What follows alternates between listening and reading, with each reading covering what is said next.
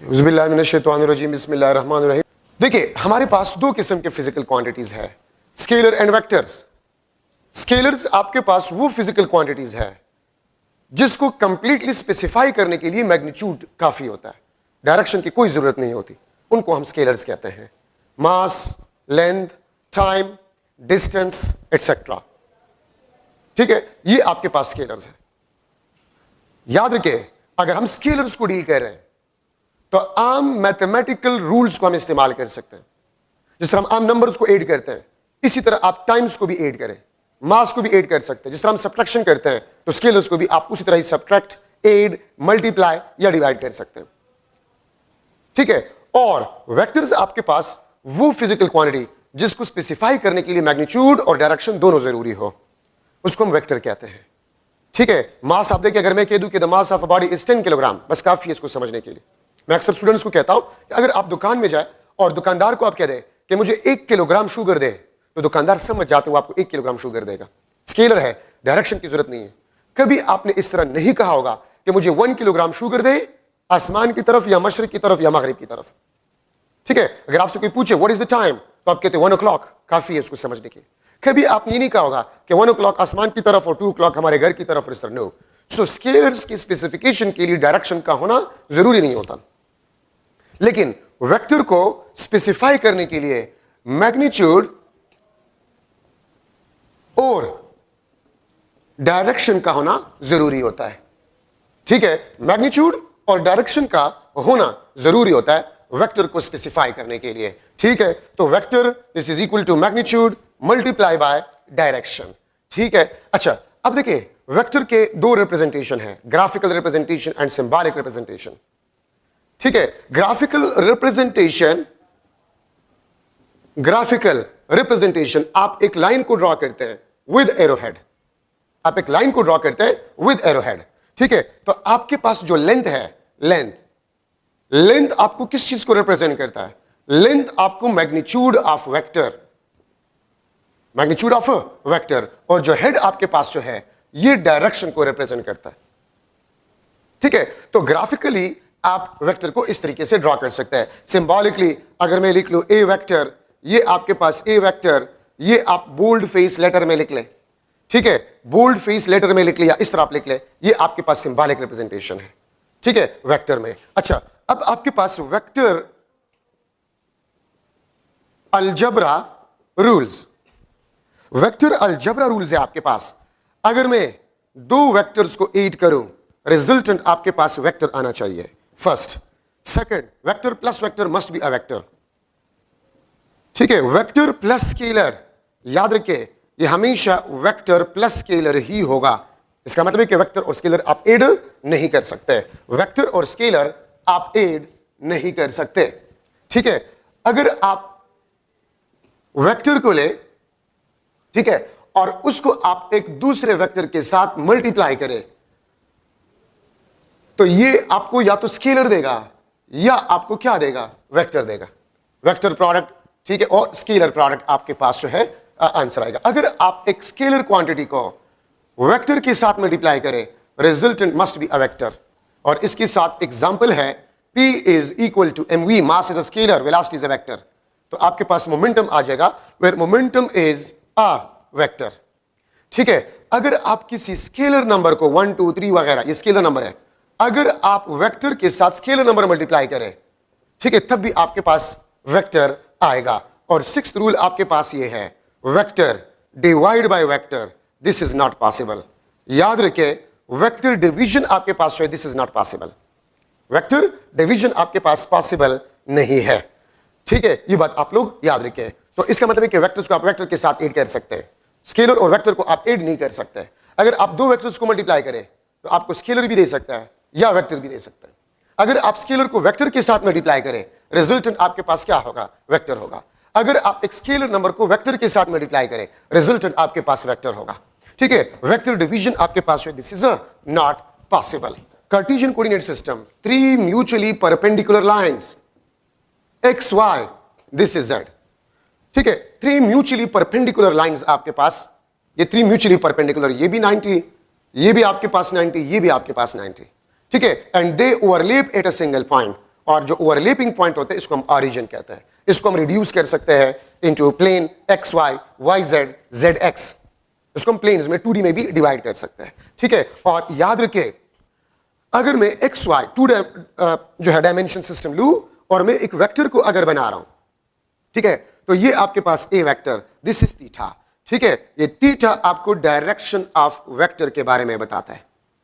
Theta आपको direction of vector के बारे में बताता है, ठीक है। और ऑरिजिन से हम इसको ड्रॉ करते हैं। सो कार्टेशियन कोऑर्डिनेट सिस्टम में आपके पास थीटा जो है वो आपको डायरेक्शन ऑफ वेक्टर के बारे में बताता है। अच्छा, addition of vector, addition of vectors, अगर हम दो या दो से ज्यादा वेक्टर को ऐड करें to get a single vector, ठीक है, और उस सिंगल वेक्टर का जो इफेक्ट होगा वो तमाम वेक्टर्स जिसको हमने ऐड किया है उसके इफेक्ट के बराबर होगा, ठीक है। तो यहां पर मैं लिख लेता हूं हेड टू टेल रूल, ठीक है, और इसको मैं ग्राफिकल मेथड भी कहता हूं। This is also known as graphical method, ठीक है। और सेकंड आपके पास जो है रेक्टेंगुलर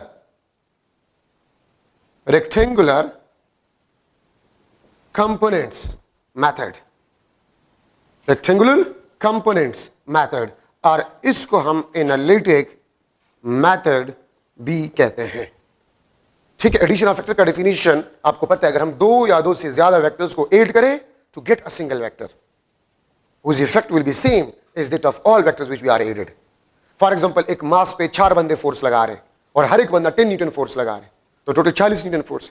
अगर 4 बंदों के बजाय एक बंदा उस पर फोर्स लगा ले 40 न्यूटन का, तो वो चारों के इफेक्ट के बराबर होगा, ठीक है। तो एडिशन में हम दो या दो से ज्यादा वेक्टर्स को ऐड करते हैं to get a single vector, ठीक है। अच्छा, आपके पास जो हेड टू टेल रूल है जिसको हम ग्राफिकल मेथड भी कहते हैं, ठीक है, तो ये बात याद रखिए, ये आपके पास लेस एक्यूरेट होता है, less accurate, but this is more informative, this is more informative, ठीक है।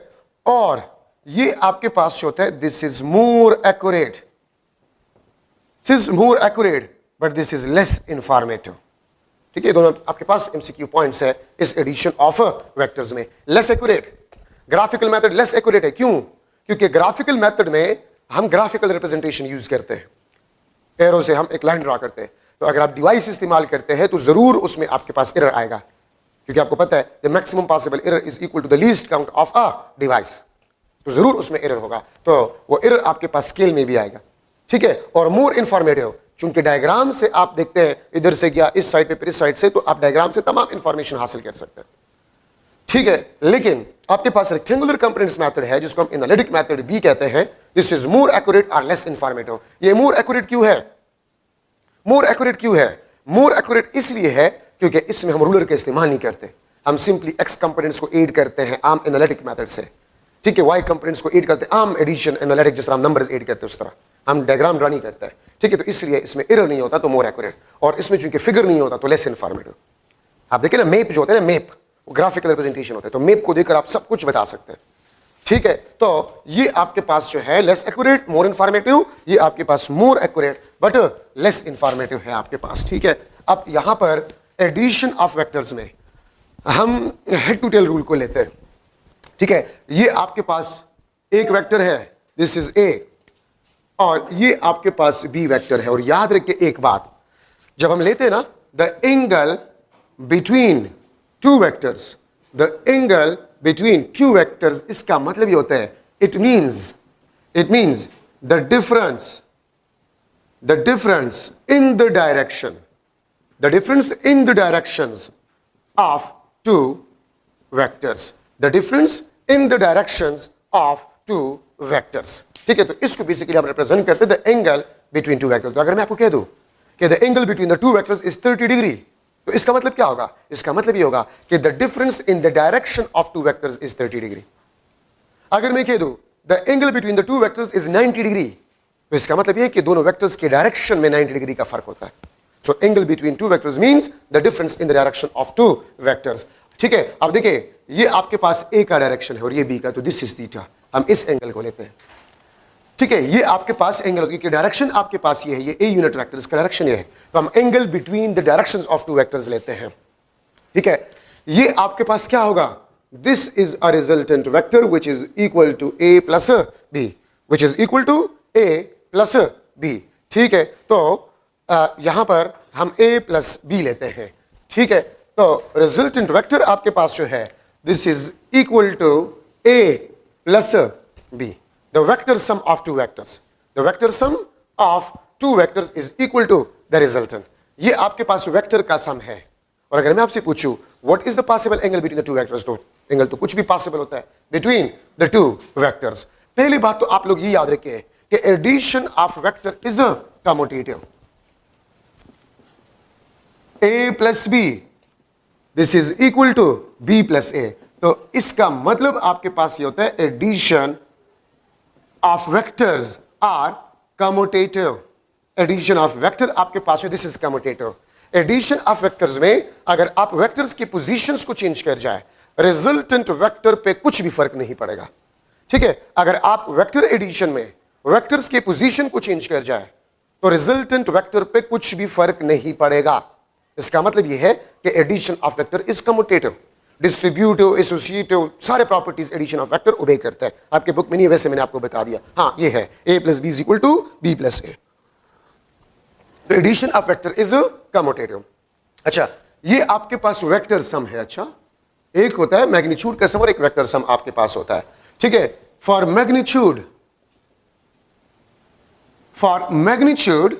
ऑफ आर, रिजल्टेंट वेक्टर का मैग्नीट्यूड अगर मैं मालूम करूं तो इसके लिए पाइथागोरस फार्मूला है a square plus B square plus 2ab cos theta under the root.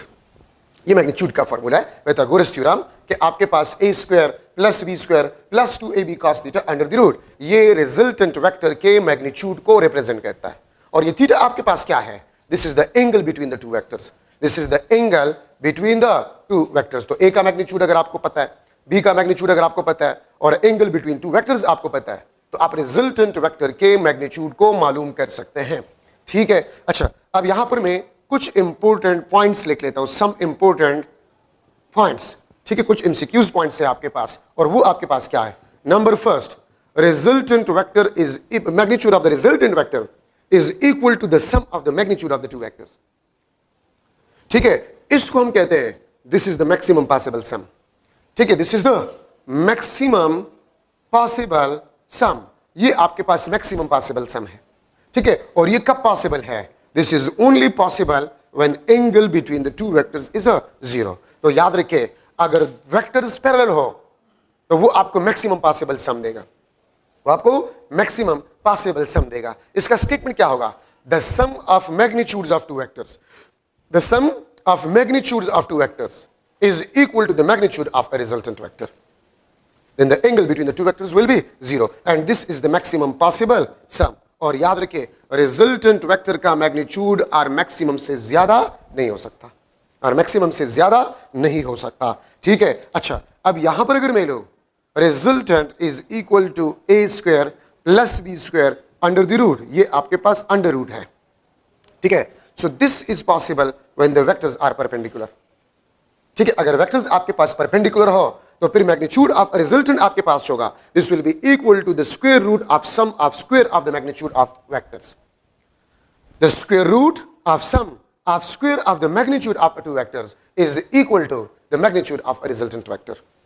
ठीक है, एंड ये आपके पास पॉसिबल है if the vectors are perpendicular. बाकी ये फार्मूला आपको किसी भी एंगल पे नहीं मिलेगा। और देखिए, मेन फार्मूला यही है, अगर ये फार्मूला आप देखें, थीटा 0 तो cos 0 is 1, तो a square plus B square plus 2ab under the root, a plus B whole square, square square root के साथ कैंसिल, ये फार्मूला आपके पास आ जाएगा। अगर थीटा को मैं 90 पुट करूं तो cos 90 इज 0, तो ये टर्म 0 हो जाएगा, a square plus B square under the root. तो देखिए, अगर मैं आपसे पूछूं the magnitude of the resultant is equal to the square root of sum of square of the magnitude of two vectors, then what will be the angle between the two vectors, 90 degree. ठीक है, ये 90 degree को represent करेगा। Third आपके पास जो है R is equal to A minus B और R is equal to B minus A। याद रखिए, ये आपके पास मिनिमम पॉसिबल सम है, this is the minimum possible sum. ठीक है, और ये कब पॉसिबल है, किस एंगल पे पॉसिबल है, when the vectors are anti parallel. अगर वेक्टर्स आपके पास एंटी पैरेलल हो तो फिर आपके पास रिजल्टेंट वेक्टर का मैग्नीट्यूड जो होगा वो मिनिमम होगा। तो जब वेक्टर्स पैरेलल हो वो आपको मैक्सिमम पॉसिबल सम देगा, जब वेक्टर्स एंटी पैरेलल हो वो आपको मिनिमम पॉसिबल सम देगा। और ये बात याद रखिए, रिजल्टेंट वेक्टर का मैग्नीट्यूड और मिनिमम से कभी भी कम नहीं हो सकता। ठीक है, तो मैं अगर इसको जनरली लिख लो, अगर मैं इसको जनरली लिख लो फॉर इनर एंगल, ठीक है, और इनर एंगल आपको पता है theta is less than 180 degree and greater than 0 degree. ठीक है, 180 और 0 इसमें पॉसिबल नहीं है, तो रिजल्टेंट आर मैक्सिमम से कम होगा और आर मिनिमम से क्या होगा, ज्यादा होगा। ठीक है, अगर इनर एंगल की हम बात करें तो रिजल्टेंट वेक्टर आर मैक्सिमम से कम होगा और मिनिमम से ज्यादा होगा। ठीक है, और अगर मैं लूं for all range of angle, for all range of angles, ठीक है, तो फिर रिजल्टेंट वेक्टर आर मैक्सिमम के बराबर भी हो सकता है और आर मिनिमम के बराबर भी हो सकता है। ठीक है, आर मिनिमम से ज्यादा भी हो सकता है और मैक्सिमम से कम भी हो सकता है। ठीक है, तो याद रखिए रिजल्टेंट वेक्टर का मैग्नीट्यूड मैक्सिमम से ज्यादा नहीं हो सकता, मिनिमम से कम नहीं हो सकता। मैक्सिमम कब होगा, when the vectors are parallel. Minimum कब होगा, when the vectors are anti parallel. और अगर पैरेलल और एंटी पैरेलल ना हो तो रिजल्टेंट वेक्टर का मैग्नीट्यूड मैक्सिमम और मिनिमम के दरमियान होगा। अब देखिए, मैं अगर आपसे क्वेश्चन करूं, एक MCQ, what is the possible sum, what is the possible sum of two vectors, ठीक है, two vectors 10 unit and 6 unit. ठीक है, what is the possible sum of two vectors 10 unit and 6 unit. ठीक है, ए option आपके पास जो है 18 यूनिट, बी ऑप्शन आपके पास जो है 3 यूनिट, ठीक है, सी ऑप्शन आपके पास जो है 12 यूनिट और डी ऑप्शन आपके पास जो है 60 यूनिट। ठीक है, what is the possible sum of two vectors 10 unit and 6 unit. इसका बहुत आसान तरीका है, आप क्या करें, जल्दी से दोनों को सम करें। 10 + 6 16, ये मैक्सिमम पॉसिबल सम होगा। ठीक है, 10 + 6 16, ये मैक्सिमम पॉसिबल सम होगा, इससे ज्यादा पॉसिबल नहीं है, 16 से ज्यादा पॉसिबल नहीं है, तो ये दो तो कट गए। अच्छा, फिर डिफरेंस निकालें, 10 - 6 4, 4 से कम पॉसिबल नहीं है। ठीक है, 4 से लेकर 16 तक ये आपको सम दे सकते हैं ये दोनों, तो ये 12 देखे, ये मैक्सिमम और मिनिमम के दरमियान है। So this is the correct answer. What is the possible sum, तो पॉसिबल सम आपके पास जो होगा वो मैक्सिमम से ज्यादा नहीं हो सकता, मिनिमम से कम नहीं हो सकता, मैक्सिमम और मिनिमम के दरमियान पॉसिबल है। मैं इस तरह भी लिख सकता हूं, what is the possible sum of two forces 20 newton and 15 Newton if they are not parallel nor anti-parallel.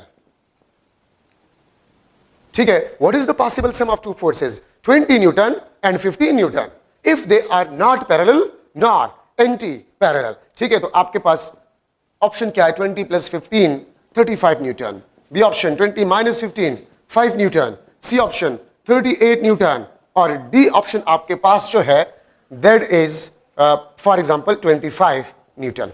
तो देखिए 20 + 15 35, ये मैक्सिमम से, ये आपके पास 35 मैक्सिमम पॉसिबल सम है, और मैक्सिमम तो तब होगा, ठीक है, जब वो पैरेलल होगा, लेकिन आपको बताया गया कि ये पैरेलल नहीं है। ठीक है, तो ये भी आंसर नहीं है, और आपको ये भी बताया गया कि एंटी पैरेलल भी नहीं है। तो 20 - 15 हम एडिशन तब करते हैं व्हेन दे आर पैरेलल, हम सब्ट्रैक्शन तब करते हैं when they are anti parallel. ठीक है, 20 - 15 5, ठीक है, जब एंटी पैरेलल होगा, और आपको बताया गया कि एंटी पैरेलल नहीं है। 20 + 15 35, 38 इससे ज्यादा है, ये भी पॉसिबल नहीं है। अगर आप 25 को देखें तो ये आपके पास मैक्सिमम और मिनिमम के दरमियान आपको आंसर दे रहा है। ठीक है, तो 25 न्यूटन आपके पास आंसर होगा। तो देखिए मुख्तलिफ बुक्स में और प्रीवियस पेपर्स में अगर आप देखें तो इस किस्म के एमसीक्यूज है कि what is the maximum possible sum या व्हाट इज द पॉसिबल सम।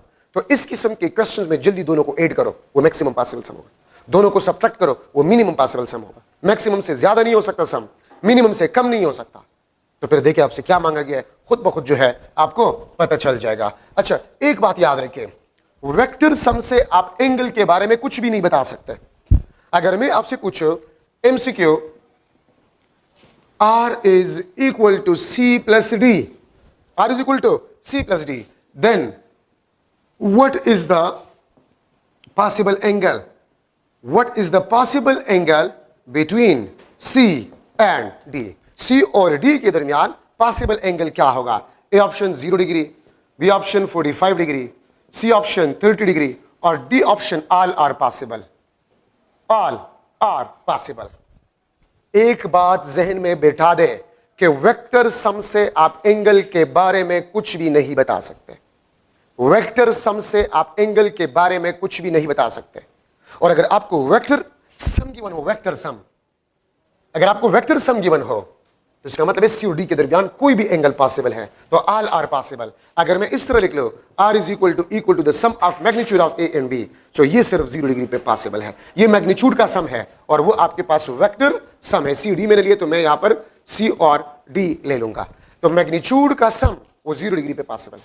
और वेक्टर सम आपके पास जो है, वेक्टर सम आपके पास जो है उसके लिए कोई भी एंगल आपके पास पॉसिबल है। वेक्टर सम से आप एग्जैक्ट एंगल के बारे में कुछ भी नहीं बता सकते, ये बात याद रखिए, ठीक है। तो ये आपके पास जो है एडिशन ऑफ वेक्टर है। यहां पर मैं डिस्कस कर चुका हूं कि अगर आपके पास वेक्टर सम गिवन हो R is equal to A plus B, तो A और B के दरमियान कोई भी एंगल पॉसिबल है। वेक्टर सम से आप एग्जैक्ट एंगल के बारे में नहीं बता सकते, ठीक है। हां, मैग्नीट्यूड से आप बता सकते हैं, ठीक है। ये आपके पास मैग्नीट्यूड का फॉर्मूला है, ये आपके पास मैग्नीट्यूड का फॉर्मूला है। तो मैं अगर एक एमसीक्यू बना लूं, ठीक है, मैं अगर एक एमसीक्यू बना लूं कि R is equal to A plus B and resultant vector magnitude is equal to A square plus B square plus AB under the root, तो मैं आपसे पूछ सकता हूं what will be the angle between the two vectors? Theta is equal to dash between A and B. A और B के दरमियान angle आपके पास क्या होगा? तो देखिए, ये मैग्नीट्यूड के फॉर्मूले से आप एंगल के बारे में बता सकते हैं, एग्जैक्ट एंगल के बारे में बता सकते हैं, ठीक है। अब देखिए फॉर्मूले में 2AB cos थीटा है, यहां पर AB है, तो मैं अगर लूं 2AB cos थीटा, इसके बजाय यहां पर AB है, so AB and AB is cancel, 2 cos theta is equal to 1 या cos theta is equal to 1 divide by 2। तो मैं एंगल क्या लूं कि cos थीटा आपको 1 divide by 2 value they, half value आपको दे, ठीक है। तो 45 डिग्री, बी ऑप्शन आपके पास 30 डिग्री, सी ऑप्शन आपके पास 60 डिग्री और डी ऑप्शन आपके पास 0 डिग्री, ठीक है। तो थीटा आपके पास होगा इट विल बी 60 डिग्री, ये आपके पास 60 डिग्री होगा क्योंकि cos 60 आपके पास जो है ये आपको हाफ वैल्यू देगा, ठीक है। तो यहां पर आप देखिए 2 cos थीटा इज मिसिंग, ये तो मैंने आपको पूरा सॉल्यूशन बता दिया। अगर आप शॉर्टकट देखना चाहते हैं तो ए बी तो है but 2 cos theta is missing और 2 cos थीटा के बजाय यहां पर 1 है, तो 2 cos theta is equal to 1, cos theta is equal to 1 divide by 2। इस तरीके से आप एंगल के बारे में बता सकते हैं। मैं अगर लिख लूं resultant is equal to P plus Q and the magnitude of a resultant is P square plus Q square plus under the root of 2PQ। मैं इस तरह इसको लिख लेता हूं, the sum of two vectors A, P and Q is equal to R, where the square of the magnitude of a resultant is equal to this one। तो फिर मैं आपसे पूछ सकता हूं थीटा आपके पास होगा dash between P and Q, P और Q के दरमियान आपके पास एंगल क्या होगा? तो सिंपली आप यहां से मालूम कर सकते हैं under the root of 2PQ, और वहां पर आपके पास A B के बजाय 2PQ cos थीटा आपके पास बन जाएगा, तो PQ and PQ is a cancel, under the root of 2 divide by 2 cos theta, ठीक है। या इसको मैं लिख सकता हूं 1 divide by under the root of 2। तो cos थीटा किस एंगल पे आपको 1 divide by under root 2 value देता है, तो वही ऑप्शंस आप लिख लें, 45 degree, B option 30 degree, C option 60 degree और डी ऑप्शन आपके पास जो है 0 डिग्री। तो 45 डिग्री आपके पास जो है वो आंसर है, ठीक है। तो मैग्नीट्यूड ऑफ रिजल्टेंट से आप एंगल बिटवीन टू वेक्टर्स के बारे में बता सकते हैं, ठीक है। आप वेक्टर सम से कभी भी एंगल के बारे में नहीं बता सकते, ठीक है। अब कुछ और इंपॉर्टेंट पॉइंट्स है आपके पास, सम इंपॉर्टेंट पॉइंट्स, कुछ और इंपॉर्टेंट पॉइंट्स भी हम डिस्कस कर रहे हैं, ठीक है। कुछ और इंपॉर्टेंट पॉइंट्स भी हम डिस्कस कर रहे हैं, ठीक है। आसानी के लिए मैं लिख लेता हूं let F1 is equal to F2 is equal to F। दो फोर्सेस है, ठीक है, ईच ऑफ मैग्नीट्यूड F।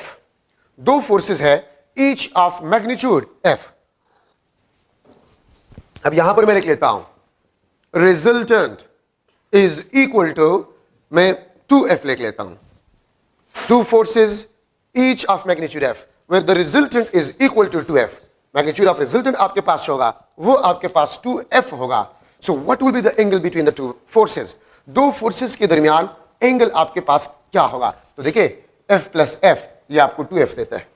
और हम सिंपली मैग्नीट्यूड को सम कब करते हैं? when the vectors are parallel, when the vectors are parallel, ठीक है। तो थीटा आपके पास ये तो F प्लस F ये सिर्फ और सिर्फ 0 डिग्री पे पॉसिबल है, ये किसी और एंगल पे पॉसिबल नहीं है, या अगर ये दो वेक्टर्स आपके पास पैरेलल हो तब ये पॉसिबल है। Second, F1 is equal to F2 is equal to F, resultant is equal to under the root of 2F, या याद रखिए अंडर रूट 2 आपके पास 1.4 के बराबर है, 1.4 के बराबर है, ठीक है। तो ये आपके पास किस एंगल पे पॉसिबल है?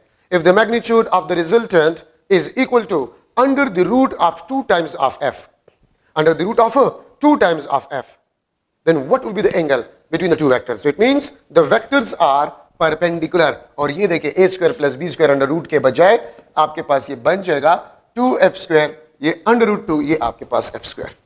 So if the magnitude of a resultant is equal to under the root of 2F, then what will be the angle between the two vectors? तो ये आपके पास perpendicular होंगे, ठीक है, ये बात याद रखिए। अगर मैं लिख लो कि रिजल्टेंट बी एफ के बराबर है, two forces F1 is equal to F2 is equal to F, the resultant is also equal to F, then what will be the angle between two vectors? दो वेक्टर्स के दरमियान angle क्या होगा? तो ये 120 डिग्री पे पॉसिबल है, ये किसी और एंगल पे पॉसिबल नहीं है, ठीक है। ये 120 डिग्री पे पॉसिबल है, ये किसी और एंगल पे आपके पास पॉसिबल नहीं है। अगर मैं इस तरह लिख लूं, दो वेक्टर्स है of equal magnitude, let's suppose 10 unit, the resultant is also 10 unit, resultant भी आपके पास 10 यूनिट के बराबर है, ठीक है। तो फिर आप ये बताएं what will be the angle between the two vectors? तो ये 120 पे पॉसिबल है, ये किसी और एंगल पे पॉसिबल नहीं है, ठीक है। तो ये आपके पास थर्ड इंपॉर्टेंट पॉइंट आपके पास बन गया, ठीक है। अच्छा, अब यहां पर मैं लिख सकता हूं फोर्थ पॉइंट आपके पास, resultant is equal to A plus B, ठीक है, बल्कि रिजल्टेंट के बजाय मैं C लिख लूंगा। C vector is equal to A plus B and C square is equal to A square B square as well. The vector sum of two vectors A and B is equal to C vector, where the sum of square of the magnitude of a two vector is also equal to the square of magnitude of C। तो what will be the possible angle between the two vectors? तो ये आपके पास 90 degree पे possible है, ये किसी और angle पे आपके पास पॉसिबल नहीं है, ठीक है। ये बात याद रखिए, C is equal to A plus B, C square is equal to A square plus B square. Fifth point आपके पास जो है A plus B A minus B के बराबर कब होगा? A माइनस बी को मैं इस तरह भी लिख सकता हूं A प्लस माइनस बी।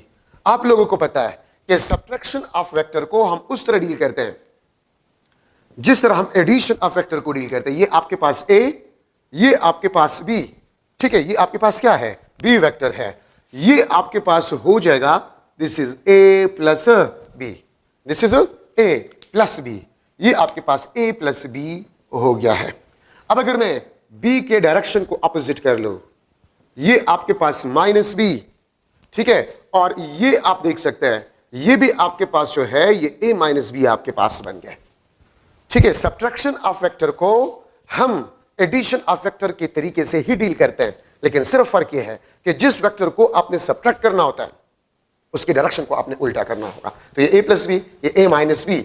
अगर मैं लिख लो, आप ये बताएं कि A plus B A minus B के बराबर कब होगा? अगर आपको ये बताया जाए कि if A is not equal to 0 and B is not equal to 0, अगर A और B दोनों नॉन जीरो हो तो A plus B A minus B के बराबर कब होगा? अगर आपसे कोई पूछे, ठीक है, तो आपका जवाब क्या होगा? ये कभी भी बराबर नहीं हो सकते। अगर A और B नॉन जीरो हो तो A प्लस बी और A माइनस बी कभी भी बराबर नहीं हो सकते। हां, मैं इस तरह लिख सकता हूं A plus B is equal to a minus B, ठीक है, this is possible only, this is possible only if b is equal to 0 और both a is equal to 0 and b is equal to 0।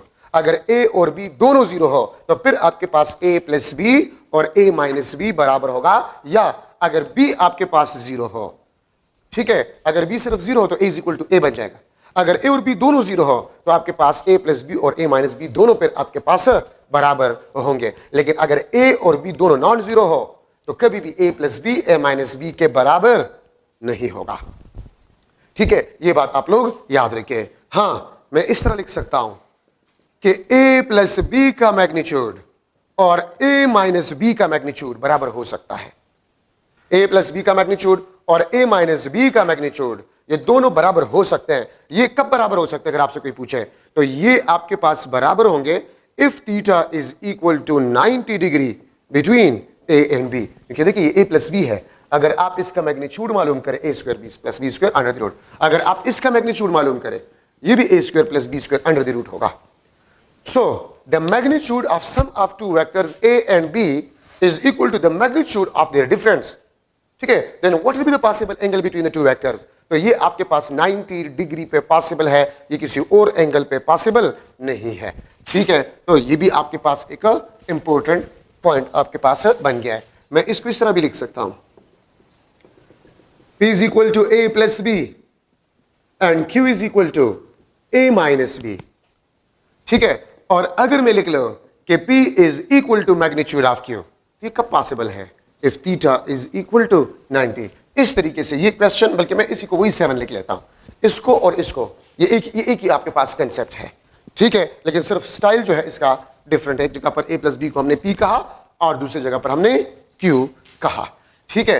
अच्छा, आपके पास जो है 8 number point, आपके पास 8 number point इस तरह मैं लिख सकता हूं, P is equal to a plus B and Q is equal to a minus B, P is equal to a plus B and Q is equal to a minus B.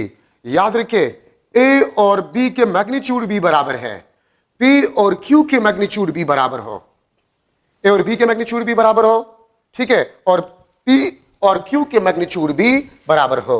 मैंने इसको P लिखा, this is P, और ये a minus B को मैंने Q लिख लिया। तो a और b के मैग्नीट्यूड भी बराबर है और P और Q के मैग्नीट्यूड भी बराबर है। तो मैं आपसे मुख्तलिफ क्वेश्चंस कर सकता हूं, theta is equal to dash between P and A, theta is equal to dash between Q and A, ठीक है। ये फर्स्ट क्वेश्चन, ये आपके पास सेकंड क्वेश्चन, ये आपके पास third question. Theta is equal to dash between P and Q, P और Q के दरमियान एंगल आपके पास जो है वो क्या होगा, ठीक है। P और Q के दरमियान आपके पास एंगल क्या होगा, P और A के दरमियान आपके पास एंगल क्या होगा, Q और A के दरमियान आपके पास एंगल क्या होगा। तो याद रखें, अगर A और B के मैग्नीट्यूड बराबर हो तो इनके अपोजिट एंगल्स भी बराबर होंगे। तो ये भी आपके पास 45 डिग्री, ये भी आपके पास 45 डिग्री, क्योंकि आपने मैट्रिक में थ्योरम पढ़ा है कि जिस ट्राइंगल के दोनों साइड्स के लेंथ बराबर हो उसके अपोजिट एंगल्स भी बराबर होंगे, ठीक है। तो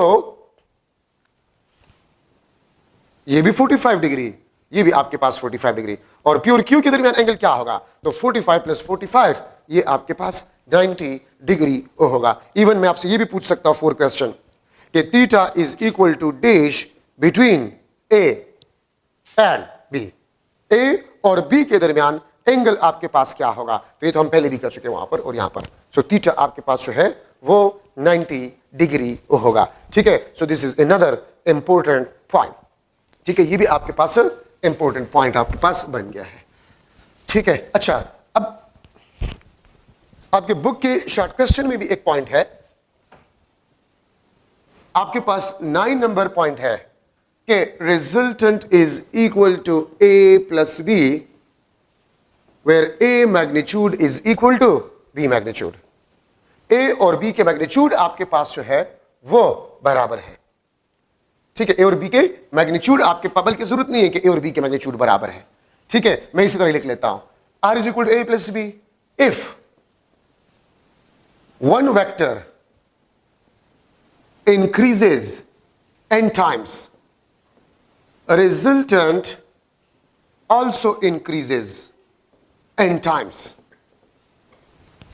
अगर a और b में से आप एक वेक्टर को n टाइम्स बढ़ा लें, रिजल्टेंट भी n टाइम बढ़ जाता है, ठीक है? तो फिर आप ये बताएं theta is equal to dash between a and b. दो वेक्टर्स है a और b, ठीक है? अगर उन दोनों में मैं एक वेक्टर को डबल कर लूं, रिजल्टेंट भी डबल. अगर उन दो वेक्टर्स में मैं एक वेक्टर को 3 टाइम्स कर जाऊं, रिजल्टेंट भी आपके पास 3 टाइम हो जाता है. अगर उन दो वेक्टर्स में मैं एक वेक्टर को 5 टाइम्स कर जाऊं, रिजल्टेंट भी 5. दोनों में एक वेक्टर आप n टाइम्स करें, रिजल्टेंट भी n time. So what will be the angle between the two vectors? ये 120 डिग्री पे आपके पास होगा. ये किसी और एंगल पे पॉसिबल है, लेकिन ये अप्रॉक्सीमेटली, जरूरी नहीं कि एग्जैक्ट, अप्रॉक्सीमेटली n टाइम्स, ठीक है? और एक लास्ट पॉइंट में डिस्कस कर रहा हूं. Resultant is equal to a plus b and resultant is perpendicular to the smaller vector. दो वेक्टर है a और b, रिजल्टेंट वेक्टर आपके पास जो है वो a प्लस b के बराबर है. और आपको यह भी बताया गया है कि the resultant vector is perpendicular to the smaller vector. Resultant vector is perpendicular to the smaller vector. So theta is equal to dash between a and b. ये आपके बुक का शॉर्ट क्वेश्चन है, ठीक है? और शॉर्ट क्वेश्चन में आपको ये बताया गया है कि दो वेक्टर्स है f1 और f2 2f है और f1 f है. तो आप ये बताया what will be the where the resultant is perpendicular to the smaller, what will be the angle between the two vectors. तो उसी से मैंने बनाया, ठीक है? ये आपके पास पॉसिबल है 120 डिग्री एंगल पे. दो वेक्टर्स है a और b, ठीक है? और वो मैग्नीट्यूड में बराबर नहीं है, but resultant vector is perpendicular to the smaller. Then what will be the possible angle between the two vectors? So this is only possible at 120 degree angle. ये किसी और एंगल पे पॉसिबल नहीं है. रेक्टेंगुलर कंपोनेंट्स मेथड में हम क्या करते हैं?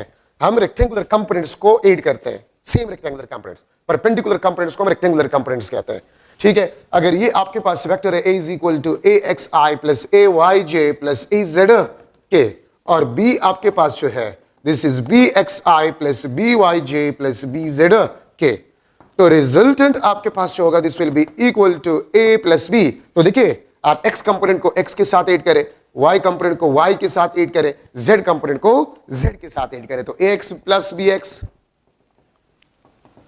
i ay plus by j az plus bz के यूनिट वेक्टर, ठीक है? रिजल्टेंट आपके पास जो है, ठीक है? अब देखिए अगर आप x कंपोनेंट्स को ऐड करें, रिजल्टेंट का x कंपोनेंट आ जाएगा. अगर आप y कंपोनेंट्स को ऐड करें, रिजल्टेंट का y आ जाएगा. अगर आप z कंपोनेंट्स को ऐड करें, रिजल्टेंट का z कंपोनेंट आपके पास आ जाए, ठीक है? तो आपके पास resultant is equal to rxi plus ryj plus rzk. याद रखिए अगर आप x कंपोनेंट्स को ऐड करें, रिजल्टेंट का x कंपोनेंट आ जाएगा. अगर आप y कंपोनेंट्स को ऐड करें, रिजल्टेंट का y कंपोनेंट आ जाएगा. अगर आप z कंपोनेंट्स को ऐड करें, रिजल्टेंट का z कंपोनेंट आ जाएगा. अब अगर मैं आपसे पूछूं a is equal to 2i minus j plus 3k, b आपके पास जो है 4i minus 2j plus k, ठीक है? और मैं आपसे पूछूं कि आप a प्लस b के मैग्नीट्यूड को मालूम करें, which is basically the magnitude of a resultant vector. मैं आपसे यह भी पूछ सकता हूं कि resultant vector a plus b को मालूम करें. मैं आपसे यह भी पूछ सकता हूं rx क्या होगा, ry क्या होगा, rz आपके पास क्या होगा.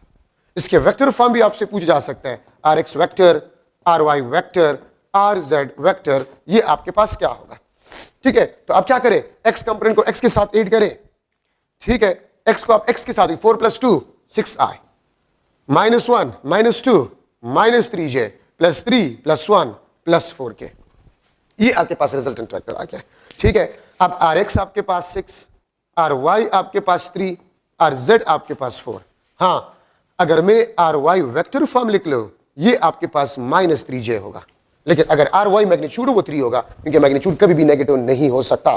तो ry मैग्नीट्यूड 3 होगा और ry वेक्टर फॉर्म आपके पास होगा वो माइनस 3j आपके पास होगा, ठीक है? तो रेक्टेंगुलर कंपोनेंट्स मेथड में हम x कंपोनेंट्स को ऐड करते हैं to get the x component of resultant, हम y कंपोनेंट्स को ऐड करते हैं to get the y component of resultant, हम z कंपोनेंट्स को ऐड करते हैं to get the z component of the resultant vector. अगर मैं आपसे पूछूं, ठीक है, the sum of a and b is 2i minus 4j plus 2k and their difference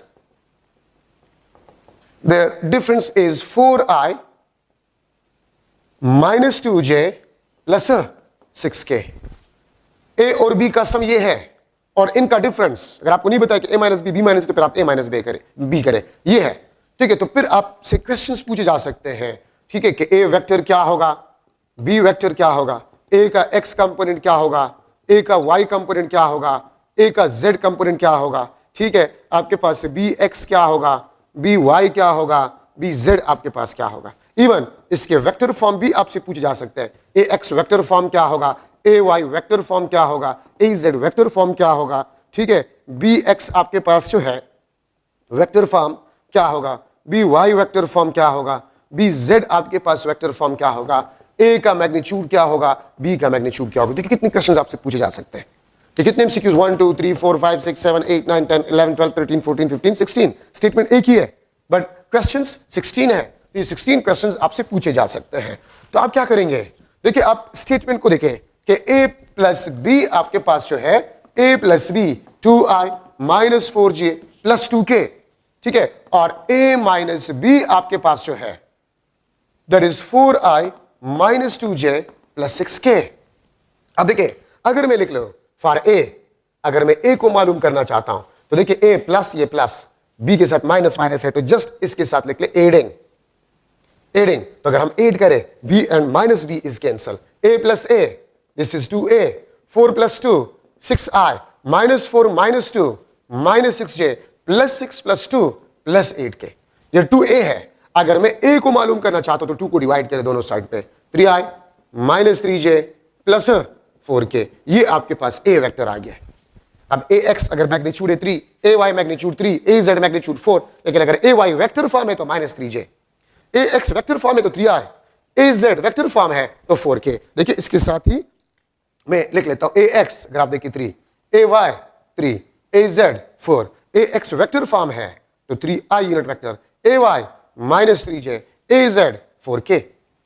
ठीक है, मैग्नीट्यूड क्या होगा तो 3 square plus 3 square plus 4 square, magnitude का फार्मूला इस्तेमाल करें। ठीक है, अच्छा अब अगर मैं लिख लो फॉर बी वेक्टर तो बी देखिए यहां पर प्लस है यहां पर माइनस है, तो इसको भी प्लस करने के लिए हम क्या करेंगे, सब्ट्रैक्टिंग। आपको पता है सब्ट्रैक्टिंग में नीचे वाले जितनी भी आपके पास साइंस होते हैं वो चेंज हो जाते हैं। तो अगर आप सब्ट्रैक्ट करें प्लस माइनस माइनस प्लस, ये plus minus minus plus plus minus, तो ए और ए अब आपके पास कैंसिल हो जाएगा।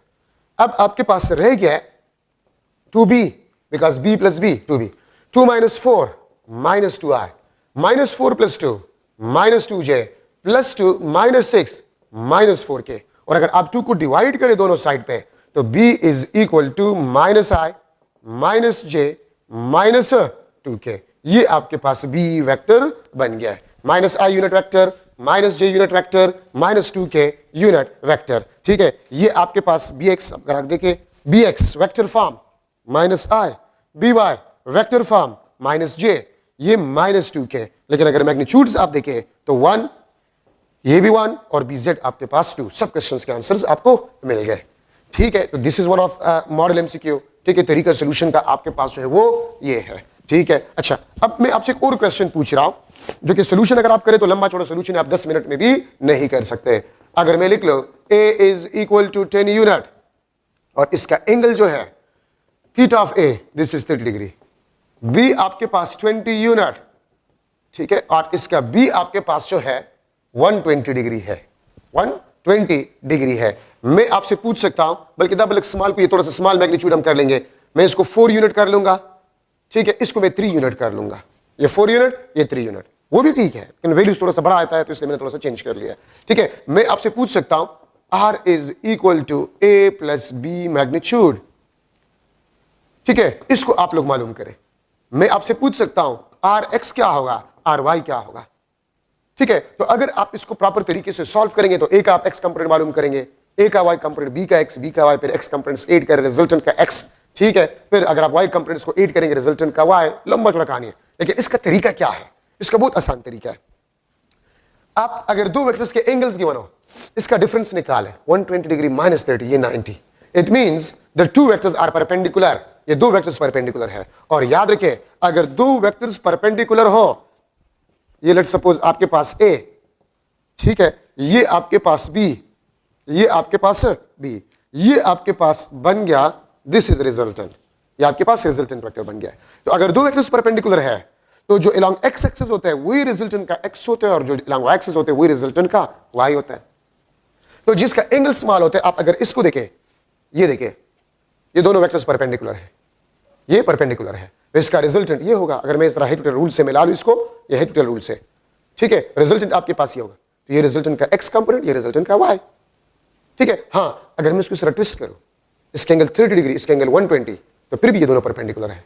तो जिस वेक्टर का एंगल स्मॉल होगा वो रिजल्टेंट का एक्स होगा और जिसका लार्ज होगा वो रिजल्टेंट का वाई, ठीक है। तो आप देख सकते हैं ए प्लस बी दोनों परपेंडिकुलर है, तो 4 square plus 3 square under the root, ये 5 आ जाएगा, ठीक है। आर एक्स आपके पास क्या होगा, यही ए 4 यूनिट, आर वाई आपके पास क्या होगा, यही आपके पास बी यूनिट। तो अगर दो वेक्टर्स परपेंडिकुलर हो तो रिजल्टेंट का एक वेक्टर एक्स होगा, दूसरा वेक्टर वाई कंपोनेंट होगा। अगर मैं एक दूसरा एमसीक्यू लिख लो, एमसीक्यू ए आपके पास जो है A is equal to B is equal to 20 unit, A का जो एंगल है थीटा ए, ठीक है, मैं थीटा ए लिख लूंगा।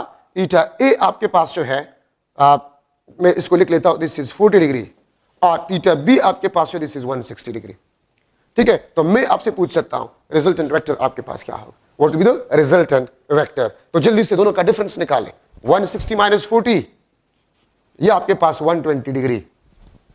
और हमने एक ट्रिक पढ़ा था कि अगर दो वेक्टर्स के मैग्नीट्यूड बराबर हो और वो एक दूसरे के साथ 120 डिग्री एंगल बनाता हो तो रिजल्टेंट वेक्टर का मैग्नीट्यूड भी आपके पास वही होगा, 20 यूनिट, ठीक है। अगर दो वेक्टर्स के दरमियान एंगल 120 डिग्री और उनके मैग्नीट्यूड बराबर है, रिजल्टेंट वेक्टर का मैग्नीट्यूड भी वही होगा। अगर आप दो वेक्टर्स को मल्टीप्लाई करें, रिजल्टेंट आपके पास स्केलर आ जाए, तो इसके बेस पे हम इसको स्केलर प्रोडक्ट कहते हैं और इसकी पहचान डॉट है।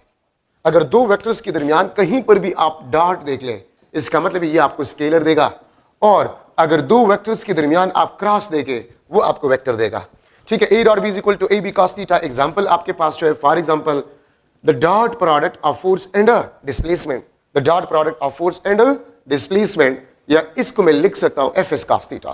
तो फोर्स और डिस्प्लेसमेंट वेक्टर है, इसका डॉट प्रोडक्ट आपको वर्क देता है और वर्क आपके पास है, this is scalar, this is a scalar.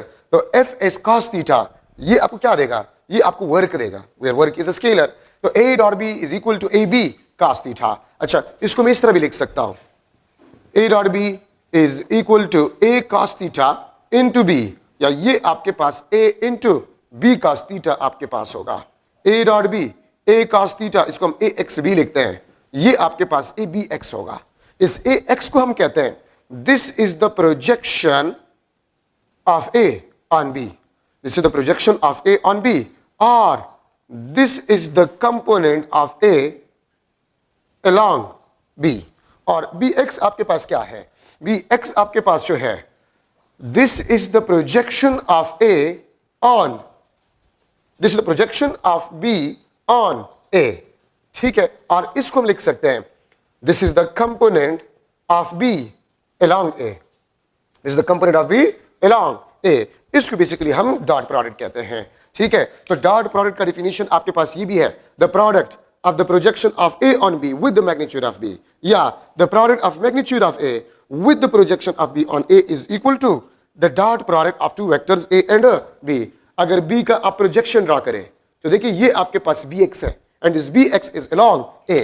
अगर आप इस A का प्रोजेक्शन ड्रा करें, ठीक है, इस A का प्रोजेक्शन अगर आप B पे ड्रा करें, ये आपके पास BX होगा, this BX is this is AX, ठीक है, दिस इज ए एक्स, और ए एक्स आपके पास जो है दिस इज अलोंग बी, ठीक है। और बी का प्रोजेक्शन आपके पास ए पे जो है जिसको हम बी एक्स कहते हैं, बी एक्स इज अलोंग ए। तो देखिए आप बी का मैग्नीट्यूड ए के उस कंपोनेंट के साथ जो कि बी के अलोंग हो मल्टीप्लाई करें, या ए का मैग्नीट्यूड आप बी का वो कंपोनेंट जो ए के अलोंग हो मल्टीप्लाई करें, तो ये आपको dot product of two vectors A and B देगा, ठीक है। अच्छा, अब अगर मैं यहां पर बी को डिवाइड करूं तो यहां पर भी मैं बी को डिवाइड कर लूंगा, तो मेरे पास आ जाएगा AX which is equal to A cos theta, this is equal to A dot B divided by B. The ratio of dot product of two vectors A and B to the magnitude of B will be equal to the component of A which is along B. और अगर आप यहां पर A को divide करें तो यहां पर भी आप A को डिवाइड करें, ठीक है, तो फिर आपके पास आ जाएगा BX which is equal to B cos theta, this is equal to A dot B divided by A. The ratio of dot product of two vectors A and B to the magnitude of B, this is equal to the projection of A on B, ठीक है, the ratio of dot product of two vectors A and B to the magnitude of A, this is equal to the projection of B on A, या the component of B which is along A. ठीक है, तो इसको basically हम bx कहते हैं। तो ये भी आपके पास एमसीक्यू पॉइंट है। The ratio of dot product of two vectors A and B to the magnitude of B is equal to the projection of A on B, या the component of A which is along B. The ratio of dot product of A and B to the magnitude of A is equal to the projection of B on A, या the component of B which is along A। ठीक है, तो ये आपके पास scalar product या dot product में important points आपके पास आ गए। डॉट प्रोडक्ट में cos थीटा होता है और क्रॉस प्रोडक्ट में sin थीटा होता है। क्यों? Because x component is the effective component. x component आपके पास इफेक्टिव कंपोनेंट होता है। ठीक है, ये बात याद रखिए। तो मैं अब इसको इस तरह भी लिख सकता हूं, A dot B this is equal to AB cos theta.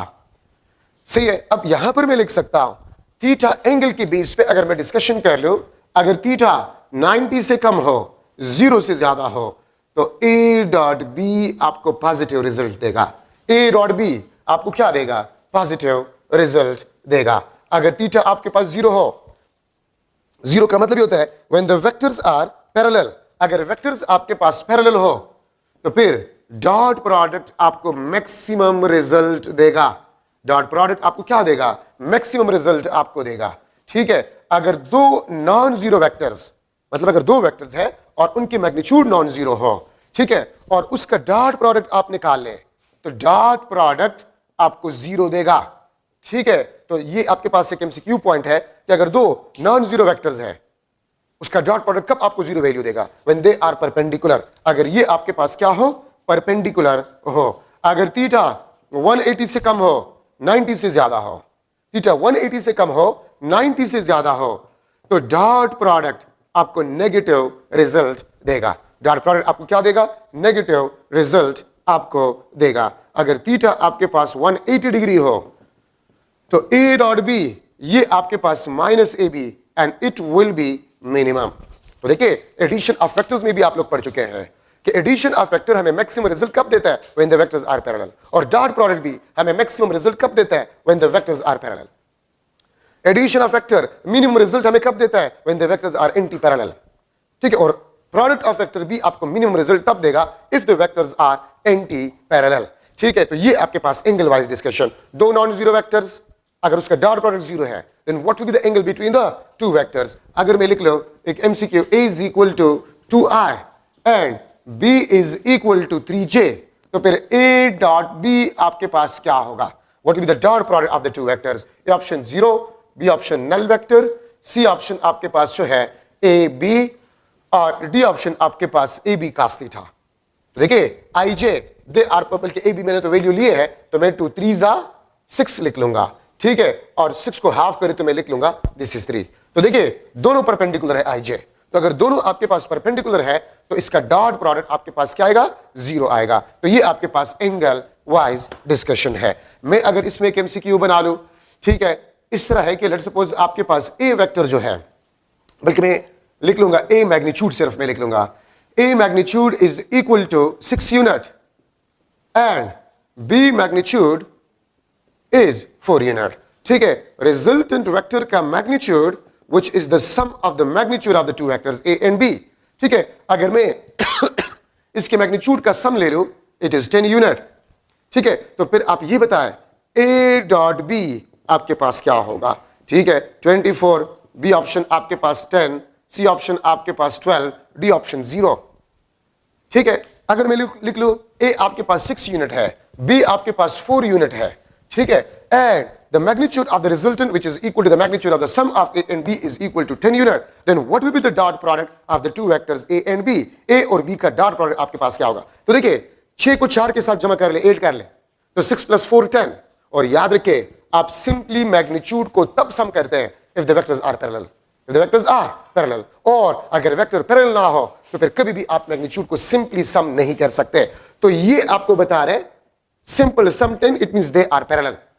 और अगर ये पैरेलल है आपके पास तो डॉट प्रोडक्ट आपके पास क्या होगा? Simply the product of the magnitude of the to vector. अगर मैं आपसे पूछूं the dot product of two vectors A and B is equal to the product of the magnitude of the two vectors, then what will be the angle between the two vectors? ठीक है, तो 0 degree होगा। if the magnitude of the sum of two vectors A and B is equal to 10, then what will be the angle between two vectors? तो 0. तो अगर 0 degree है तो simply आप इसके मैग्नीट्यूड को मल्टीप्लाई करें, आपके पास 24 आंसर आ जाएगा. अगर मैं लिख लो A dot B, this is equal to half of AB. ठीक है, the dot product of two vectors A and B is equal to half of the product of the magnitude of the two vector, then what will be the angle between two vectors? दो vectors के दरमियान angle आपके पास क्या होगा? ठीक है, 30 degree, B option आपके पास 60 डिग्री, सी ऑप्शन आपके पास 90 डिग्री और डी ऑप्शन आपके पास 0 डिग्री. तो देखिए A डॉट B आपके पास AB cos थीटा के बराबर होता है. A dot B is equal to AB cos theta. यहां पर cos थीटा के बजाय क्या है? हाफ है, हाफ. तो वो कौन सा एंगल है जिसपे cos थीटा आपको हाफ वैल्यू देता है? तो वो 60 डिग्री आपके पास होता है. 60 डिग्री पे cos थीटा आपको हाफ वैल्यू देता है. तो it means the angle between the two vectors is a 60 degree. ठीक है, तो इस तरीके से भी आप इसको मालूम कर सकते हैं. Half AB is equal to A dot B. अच्छा, आपने ये भी पढ़ा है A डॉट B, बल्कि ये चलो मैं लास्ट में कर लूंगा. ठीक है, प्रॉपर्टीज के बाद. तो these are the two model MCQs in the dot product. अच्छा, अब इसकी प्रॉपर्टीज को मैं ले रहा हूं. Properties of dot product, properties of dot product. याद रखिए, डॉट प्रोडक्ट आपके पास जो है इज कम्यूटेटिव. डॉट प्रोडक्ट आपके पास क्या है? कम्यूटेटिव है. ठीक है, अगर आप डॉट प्रोडक्ट में वेक्टर्स के पोजीशंस को चेंज कर जाए, अगर आप डॉट प्रोडक्ट में वेक्टर्स के पोजीशंस को चेंज कर जाए, रिजल्टेंट स्केलर क्वांटिटी पे कुछ भी फर्क नहीं पड़ेगा. अगर आपने F डॉट S लिख लिया या आपने S डॉट F लिख लिया, ठीक है, रिजल्ट आपके पास क्या होगा? सेम होगा, वर्क आपके पास सेम होगा. So dot product is commutative. याद रखिए, distributive property, commutative property, associative property, addition या प्रोडक्ट से रिलेटेड वो सारे ये सेटिस्फाई करते हैं. ठीक है, the dot product of vector with itself, the dot product of vector with itself is equal to the square of magnitude of a vector. The square of a magnitude of vector. ठीक है, अगर मैं A vector का dot product निकालूं A के साथ ही, तो ये आपको square of magnitude of a vector देगा. B dot B this is equal to B square. जहां पर भी आप वेक्टर के मैग्नीट्यूड पे स्क्वायर देख ले, जहां पर भी आप वेक्टर के मैग्नीट्यूड पे स्क्वायर देख ले, वहां पर डॉट प्रोडक्ट यूज हुआ होगा. ठीक है, अगर आप देखें, kinetic energy is equal to half mv square, the square of the magnitude of a velocity. ठीक है, तो ये आपके पास बन जाएगा half m v dot v. तो जहां पर भी आप मैग्नीट्यूड पे स्क्वायर को देख ले, तो वो आपको डॉट प्रोडक्ट को रिप्रेजेंट करेगा. थर्ड आपके पास जो है the dot product for unit vectors. Unit vectors के लिए डॉट प्रोडक्ट. याद रखिए, the dot product of a unit vector with itself. अगर आप एक यूनिट वेक्टर का डॉट प्रोडक्ट ले ले, उस यूनिट वेक्टर के साथ वो हमेशा आपको 1 देगा. The dot product of a unit vector with itself will be always equal to 1. The dot product of a unit vector with a negative unit vector, ठीक है, ये हमेशा आपको -1 देगा. The dot product of a unit vector with itself will be always equal to 1. The dot product of a unit vector with a negative unit vector will be always equal to -1. ठीक है, ये बात आप लोग याद रखें. हाँ, दो unit vectors which are perpendicular to each other, ठीक है, this will be always equal to 0. The dot product of a unit vector with another unit vector which is perpendicular will be always equal to 0. ठीक है, fourth आपके पास property है the dot product of vectors in a components form. The dot product of vector in a component form. अगर आपको vectors given है axi plus ayj plus azk, b आपके पास bxi unit vector plus byj unit vector plus bzk unit vector. अगर आप इसका dot product निकाल लें, तो आप क्या करेंगे? x कंपोनेंट को x के साथ मल्टीप्लाई करें, x को x के साथ मल्टीप्लाई करें, y को y के साथ मल्टीप्लाई करें, z को z के साथ मल्टीप्लाई करें और ऐड कर जाए. सो ax bx plus ay by plus az bz. अगर आप x कंपोनेंट को x के साथ मल्टीप्लाई करें, y कंपोनेंट को y के साथ मल्टीप्लाई करें, z कंपोनेंट को z के साथ मल्टीप्लाई करें और आप ऐड कर जाए, तो आपके पास आ जाएगा the dot product of two vectors A and B. जिस तरह हम एडिशन ऑफ वेक्टर में सेम कंपोनेंट्स को ऐड कर सकते हैं, डिफरेंट कंपोनेंट्स को हम ऐड नहीं कर सकते, इसी तरह डॉट प्रोडक्ट में भी आप सेम कंपोनेंट्स को मल्टीप्लाई करके ऐड कर जाए। ठीक है, एक्स को एक्स के साथ, वाई को वाई के साथ, जेड को जेड के साथ मल्टीप्लाई करें और ऐड कर जाए। ठीक है, आपके पास dot product of two vector आ जाएगा। अगर मैं लिख लूं, लेट सपोज फोर्स है 1 newton I plus 2 newton J plus 3 newton K, displacement आपके पास जो है 1 metre I minus 3 metre J plus 5 metre K, और मैं आपसे पूछ लो what will be the work, work आपके पास क्या होगा। ठीक है, वर्क आपसे मांगा गया, तो work is equal to the dot product of force and displacement. ठीक है, मैं ऑप्शंस लिख लेता हूं, 2 - 3 1 5 8 9 12 जॉल। बी ऑप्शन आपके पास जो है 10 जॉल। सी ऑप्शन आपके पास जो है 11 जॉल, और डी ऑप्शन आपके पास जो है दिस इज 0 जॉल। तो देखिए वर्क आपके पास क्या है, F X S X plus F Y S Y plus F Z S Z. ठीक है, तो 1 - 6 प्लस 15। ठीक है, तो 10 जॉल आपके पास वर्क डन आ गया है। ठीक है, तो आप एक्स कंपोनेंट को एक्स के साथ मल्टीप्लाई करें, वाई को वाई के साथ मल्टीप्लाई करें, जेड को जेड के साथ मल्टीप्लाई करें और ऐड कर जाए। ठीक है, तो आपके पास रिजल्टेंट जो है वो डॉट प्रोडक्ट आ जाएगा। अच्छा, ए डॉट बी आपके पास ए बी कॉस थीटा के बराबर है। मैं लिख सकता हूं cos theta is equal to A dot B divide by A B, और इससे मैं लिख सकता हूं theta is equal to cos inverse A dot B divide by A B. ठीक है, ये थीटा आपके पास जो है this is the angle between A and B, ये ए और बी के दरमियान एंगल होगा। थीटा आपके पास जो है this is equal to cos inverse A dot B divide by the product of the magnitude of A and B. ठीक है, इसको बेसिकली हम कहते हैं the angle between two vector, cos inverse A dot B divide by A B. ठीक है, इस फार्मूले को हम इस्तेमाल करते हैं to measure the angle between the two vectors, और इसका स्टेटमेंट क्या बनेगा, the ratio of dot product of two vectors A and B to the product of the magnitude of two vectors a and b. The ratio of dot product of two vectors a and b to the product of the magnitude of two vectors a and b is equal to cos of angle between two vectors.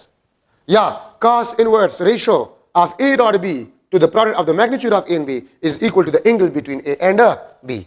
ठीक है, तो इससे आप angle between two vectors को मालूम कर सकते हैं। किस तरह, मैं अगर एक एमसीक्यू बना लूं, ए आपके पास है i plus J and B आपके पास जो है दिस इज जे प्लस के। ठीक है, मैं आपसे पूछ सकता हूं theta is equal to dash between A and B, A और बी के दरमियान एंगल आपके पास क्या होगा। ठीक है, 30 डिग्री, 60 डिग्री, 0 डिग्री, और डी ऑप्शन आपके पास 45 डिग्री। ठीक है, एक question MCQ number 1, MCQ number 2, अगर मैं इस तरह लिख लूं a is equal to b is equal to under root 2 means the magnitude of a and b is equal to under root 2 and a dot b this is equal to 1. a dot b आपके पास 1 है और a और b का magnitude आपके पास under root 2 है। what will be the angle between a and b? ठीक है, और ऊपर वाले ऑप्शंस ही आप नीचे लिख ले। ठीक है, ये ऑप्शंस आप नीचे भी लिख ले, और याद रखिए दोनों क्वेश्चन सेम है, ये दोनों एमसीक्यू सेम है। वहां पर आपको वेक्टर फॉर्म गिवन है, यहां पर आपको डायरेक्टली मैग्नीट्यूड और डॉट प्रोडक्ट गिवन है। तो फार्मूला आपके पास क्या है, theta is equal to cos inverse A dot B divide by A B. अगर आप ए का मैग्नीट्यूड मालूम करें तो 1 square plus 1 square under root 2। अगर आप बी का मैग्नीट्यूड मालूम करें 1 square plus 1 square under root 2। A और बी का मैग्नीट्यूड अंडर रूट 2 आएगा अगर आप मैग्नीट्यूड मालूम करें, और ए और बी का डॉट प्रोडक्ट देखिए इसमें जे और जे कॉमन है, तो 1 multiply by 1 is equal to 1, तो ए डॉट बी 1 आएगा। ठीक है, तो अगर आप इसमें पुट करें cos inverse 1 under root 2 multiply by under root 2, तो cos इनवर्स 1 ओवर 2 ये आपके पास 60 डिग्री है, ये आपके पास क्या है 60 डिग्री है। So the angle between the two vectors is 60। ये दोनों सेम क्वेश्चंस है, तरीका आपके पास ये फार्मूला है। ठीक है, ए बी का मैग्नीट्यूड मालूम करें अंडर रूट 2, डॉट प्रोडक्ट मालूम करें वो आपके पास 1 आ रहा है, तो आपके पास एंगल बिटवीन टू वेक्टर्स वो आपके पास जो है 60 डिग्री आ रहा है। द एंगल इज 60 डिग्री, तो आंसर आपके पास 60 डिग्री है। अच्छा, मैं एक और एमसीक्यू लिख रहा हूं, which vector is perpendicular to 4i minus 5j। इस वेक्टर का परपेंडिकुलर वेक्टर आपके पास क्या होगा? -4i, ठीक है, और प्लस 5j, ठीक है। बी ऑप्शन आपके पास जो है 5i माइनस 4j। सी ऑप्शन आपके पास जो है -5i प्लस 4j, और डी ऑप्शन आपके पास i प्लस j। तो इस वेक्टर का परपेंडिकुलर वेक्टर कौन सा होगा? तो आप क्या करें, इसका डॉट प्रोडक्ट एक एक के साथ निकालें। तो ये वेक्टर, गिवन वेक्टर, जिस वेक्टर के साथ डॉट प्रोडक्ट 0 देगा, तो इसका परपेंडिकुलर वेक्टर वही होगा। तो आप देखिए इसको, 4 4 जा -16, प्लस माइनस -5 5 जा 25, ये आपको 0 नहीं देगा, ये आपको 0 नहीं देगा। तो it mean this is not perpendicular. 4 5 जा 20, माइनस माइनस प्लस 5 4 जा 20, नॉट 0, ये परपेंडिकुलर नहीं होगा। 4 5 जा 20, -20, plus minus minus plus minus minus, मैं इसको भी माइनस कर लेता हूं, मैंने ऑप्शन ये रखा था, इसको माइनस करें, ठीक है। तो अगर आप इसको माइनस कर ले, ये सी ऑप्शन में ये माइनस कर ले प्लीज, ये मैंने प्लस लिखा था, मैंने ऑप्शन यही रखा था, ठीक है। तो ये माइनस कर ले। 4 5 जा -20, plus minus minus minus minus plus 5 4 जा 20, ये आपको 0, इसका मतलब है दिस इज परपेंडिकुलर। तो सी ऑप्शन में ये प्लस मैंने लिखा था, आप इसको माइनस करें, ठीक है। फिर आप, क्योंकि मैंने सी ऑप्शन रखा था, तो इसका डॉट प्रोडक्ट इसके साथ 0 दे रहे हैं, it mean these two vectors are perpendicular. अगर आप डी के साथ रखें, तो डी के साथ डॉट प्रोडक्ट ये आपको 0 नहीं देगा, ठीक है। So these are the important points in the dot product और स्केलर प्रोडक्ट, ठीक है। ये इसमें इंपॉर्टेंट कंडीशंस है आपके पास, ठीक है। तो स्केलर प्रोडक्ट में आपके पास ये इंपॉर्टेंट पॉइंट्स थे जो कि खत्म हो गए। अच्छा, अभी हम ले रहे हैं वेक्टर प्रोडक्ट, वेक्टर, और इसको हम क्रॉस प्रोडक्ट भी कहते हैं, ठीक है। अगर आप एक वेक्टर को किसी दूसरे वेक्टर के साथ मल्टीप्लाई करें और रिजल्टेंट आपको वेक्टर मिल जाए, ठीक है, तो इसको हम वेक्टर, और सिंबॉलिक रिप्रेजेंटेशन इसमें से क्रॉस है, हम क्रॉस को पुट करते हैं, ठीक है। ये आपके पास ए वेक्टर, ये आपके पास बी वेक्टर, ठीक है, and this is the inner angle. Addition of vector हो, सब्ट्रैक्शन ऑफ वेक्टर हो, स्केलर प्रोडक्ट हो, वेक्टर प्रोडक्ट हो, तो हम हमेशा इनर एंगल को ही प्रेफर करते हैं। So this is the inner angle between tails of two vectors, ठीक है। तो A cross B is equal to A B sine theta in unit vector. ये ए बी साइन थीटा, ये आपको किस चीज के बारे में बताता है? ये आपको मैग्नीट्यूड के बारे में बताता है, और ये इन यूनिट वेक्टर आपके पास जो है, ये आपको डायरेक्शन के बारे में बताता है, ठीक है। तो क्रॉस प्रोडक्ट आपको वेक्टर देता है, ठीक है। अगर आप डॉट के देखें, तो हमने यूनिट वेक्टर कोई पुट नहीं किया था, क्यों? वो स्केलर था, और स्केलर में यूनिट वेक्टर की जरूरत ही नहीं होती, क्योंकि यूनिट वेक्टर आपको डायरेक्शन देता है, और स्केलर का तो डायरेक्शन होता नहीं है, ठीक है। तो A cross B, A B sine theta in unit vector. अगर आप सिर्फ मैग्नीट्यूड ले रहे हैं, magnitude of the cross product, वो आपके पास ए बी साइन थीटा होगा, ठीक है। डॉट प्रोडक्ट में cos थीटा होता है, क्रॉस प्रोडक्ट में साइन थीटा होता है, क्यों? Because the angle is with the horizontal axis. अगर एंगल वर्टिकल एक्सिस के साथ हो, तो फिर ये ए बी cos थीटा होगा, और डॉट में ए बी साइन थीटा आपके पास होगा, ठीक है। ये बात आप लोग याद रखें। अच्छा, अब ए क्रॉस बी, अगर ये मैं कुछ एग्जांपल्स भी आपको दूं, for example torque is equal to R cross F, तो आर और एफ वेक्टर है, ये आपको टार्क देता है, ठीक है। Angular momentum R cross P etcetera, ठीक है, ये आपको वेक्टर देता है। अगर ये हमें वेक्टर देता है, तो फिर डायरेक्शन ऑफ वेक्टर आपके पास क्या होगा? तो रूल के मुताबिक से ए क्रॉस बी है, तो आप अपने दाएं हाथ के फिंगर्स को अलोंग ए करें और इसको रोटेट करें टुवर्ड अ सेकंड वेक्टर, तो ये तब आपको डायरेक्शन ऑफ रिजल्टेंट वेक्टर देगा। ये आपके पास ए क्रॉस बी, या ये आपके पास इन यूनिट वेक्टर होगा। अगर मैं लूं A cross B is equal to C, तो फिर ये आपके पास सी वेक्टर भी होगा, ठीक है। चूंकि आउट ऑफ द पेज है, A cross B out of the page है, तो बोर्ड पे हम इसको अपवर्ड ड्रा करते हैं, ठीक है। ये बात याद रखिए। तो A cross B is equal to C, मैं इसको यहां पर लिख लेता हूं, इसमें जरूरी कुछ पॉइंट्स है। A cross B this is equal to C, याद रखिए। सी आपके पास जो है, this is perpendicular to A, B आपके पास जो है, this is perpendicular to C. ये सी ए का भी परपेंडिकुलर होगा हमेशा, ये सी बी का भी परपेंडिकुलर होगा हमेशा, ठीक है। और याद रखिए, जो सी आपके पास होगा, this will be always perpendicular to the plane of A and B, ये ए और बी के प्लेन का भी परपेंडिकुलर होगा, ठीक है। ये याद रखिए। दो वेक्टर्स का क्रॉस प्रोडक्ट आपको जो रिजल्टेंट वेक्टर देता है, वो रिजल्टेंट वेक्टर उन दोनों वेक्टर का भी परपेंडिकुलर होता है, और उन दोनों वेक्टर के प्लेन का भी परपेंडिकुलर होता है, ठीक है। अगर मैं इस रूम का ये वाला हिस्सा y एक्सिस लूं, ये मैं x एक्सिस लूं, ये z एक्सिस है, आपका रूम 3D है, ये y, ये x और ये z। ठीक है, तो ये व्हाइट बोर्ड जिस प्लेन में लगा हुआ है, ये y, ये x, ये xy प्लेन होगा। ये क्या होगा? ये xy प्लेन है। ये व्हाइट बोर्ड जिस प्लेन में लगा हुआ है, ये xy प्लेन है। ठीक है, अब अगर आप इन दो वेक्टर्स को देखें, ये आपके पास xy प्लेन है, for example xy plane, the missing axis is a z axis, तो इसका डायरेक्शन क्या होगा? ये this will be the resultant, ये आपके पास रिजल्टेंट। तो आप इस वेक्टर को देखें, ये a का भी परपेंडिकुलर है, ये आपके पास b का भी परपेंडिकुलर है, और ये a और b के प्लेन का भी परपेंडिकुलर है, xy प्लेन इसके परपेंडिकुलर है। ठीक है, अगर दो वेक्टर्स इस तरह पड़े हुए हैं, ये आपके पास z, ये x, ये zx प्लेन है, तो a क्रॉस b, ये आपके पास रिजल्टेंट। आप इस रिजल्टेंट वेक्टर को देखिए, a का भी परपेंडिकुलर, b का भी परपेंडिकुलर और इसके प्लेन का भी परपेंडिकुलर होगा।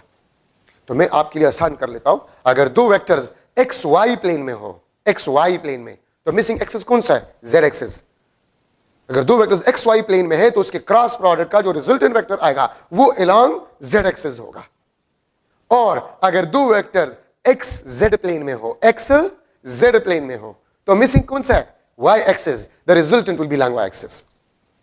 ठीक है, और अगर दो वेक्टर्स zx प्लेन में है, zy प्लेन में है, ठीक है, तो मिसिंग कौन सा? x, the resultant will be along x axis. याद रखिए, तो तीन डायमेंशन है x y z। अगर xy प्लेन हो, missing z, the resultant will be along z axis.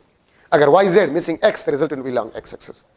ठीक है, अगर x और z हो, missing is y, the resultant will be along y axis. तो दो वेक्टर्स का क्रॉस प्रोडक्ट आपको जो रिजल्टेंट वेक्टर देते हैं, वो उस दोनों वेक्टर्स के भी परपेंडिकुलर होता है और उन दोनों प्लेन के भी परपेंडिकुलर। देखिए, r cross f is equal to torque, तो टार्क r का भी परपेंडिकुलर होगा, टार्क फोर्स का भी परपेंडिकुलर होगा, टार्क r और f के प्लेन का भी परपेंडिकुलर होगा। हाँ, टार्क का डायरेक्शन, r क्रॉस f का direction, r f sin theta n का डायरेक्शन ये सेम होगा। टार्क का डायरेक्शन, r क्रॉस f का डायरेक्शन और नॉर्मल यूनिट वेक्टर का डायरेक्शन सेम होगा। ठीक है, इसमें ये काफी जरूरी बातें हैं। अब अगर मैं एक एमसीक्यू इसमें बना लूं कि a cross b is equal to c, a cross b is equal to c, फिर आपके पास a डॉट c क्या होगा? ठीक है, आपके पास b डॉट c आपके पास क्या होगा? a डॉट c आपके पास क्या होगा? b डॉट c आपके पास है वो क्या होगा? ए ऑप्शन मैं इसको ले रहा हूं, ac cos theta n unit vector, ये आपके पास ac cos theta, C option आपके पास नल वेक्टर, डी ऑप्शन आपके पास जीरो। ठीक है, तो देखिए a डॉट c आपके पास क्या होगा? जीरो। b डॉट c भी आपके पास जीरो होगा। क्यों? c a का भी परपेंडिकुलर है, c b का भी परपेंडिकुलर है। ठीक है, और दो वेक्टर्स जो कि परपेंडिकुलर हो, उसका डॉट प्रोडक्ट आपके पास क्या आएगा? जीरो आएगा। ठीक है, तो a cross b is equal to c, the dot product of c with a and the dot product of c with b, this will be always equal to 0। ये आपके पास 0 होगा। अगर मैं इस तरह लिख लूं एक MCQ, torque is equal to r cross f and this is equal to r f sin theta n unit vector, then मैं आपसे मुख्तलिफ क्वेश्चंस कर सकता हूं। r cross f dot n unit vector is equal to dash r cross f dot बल्कि cross n unit vector is equal to dash. ठीक है, मैं आपसे यह भी पूछ सकता हूं कि आपके पास जो टार्क होगा, टार्क का dot product n unit vector के साथ, ये क्वेश्चन और ये क्वेश्चन सेम है। ठीक है, टार्क का n यूनिट वेक्टर के साथ क्रॉस प्रोडक्ट आपके पास ये डैश के बराबर होगा। ठीक है, मैं r डॉट n भी आपके पास लिख सकता हूं, r डॉट n क्या होगा, f डॉट n आपके पास क्या होगा, ये मुख्तलिफ क्वेश्चंस में आपसे पूछ सकता हूं। तो फर्स्ट ऑफ ऑल तो r cross f dot n, तो r क्रॉस f वो तो r f sin theta n के बराबर है और एक n इजाफी है, तो ये आपके पास बन जाएगा r f sin theta n dot n, और n डॉट n किस चीज के बराबर होते हैं? 1। तो आंसर आपके पास बन गया, आंसर आपके पास बन जाएगा r f sin theta, r f sin theta या मैग्नीट्यूड ऑफ अटैक। तो ऑप्शंस में या तो ये होगा या आपके पास ये होगा। ठीक है, अच्छा इसको आप देखिए, r f sin theta n cross n, और ये दोनों सेम डायरेक्शन, ये आपको नल वेक्टर देगा, ये आपको जीरो वेक्टर देगा। इसका आंसर वही ऊपर वाला टार्क, इसका आंसर वही null vector.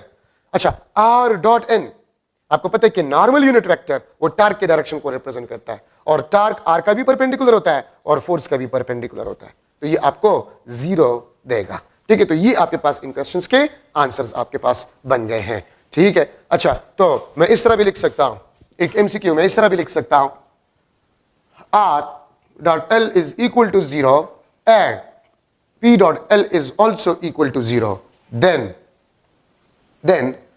angular momentum L will be parallel to the parallel to dash. A option R cross P, B option R, C option P, D option आपके पास R dot P। तो किसके parallel आपके पास होगा? R cross P के आपके पास parallel होगा। क्यों?